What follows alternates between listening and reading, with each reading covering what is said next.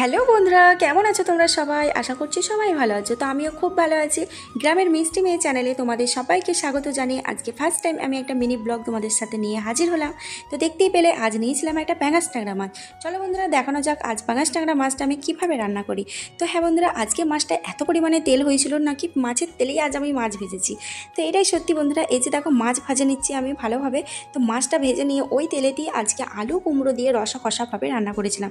জানি না বন্ধুরা তোমরা খাও নাকি, তো আজকের রান্নাটা সত্যি টেস্টি হয়েছিল। কে কে পাঙাশ ট্যাংরা মাছ খাও অবশ্যই কিন্তু আমাকে কমেন্টে জানাবে।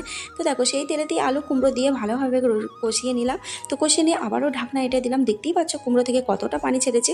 তো আবারও কষিয়ে টষিয়ে নিয়ে ভালোভাবে পানি দিয়ে ঝোল করে নিলাম।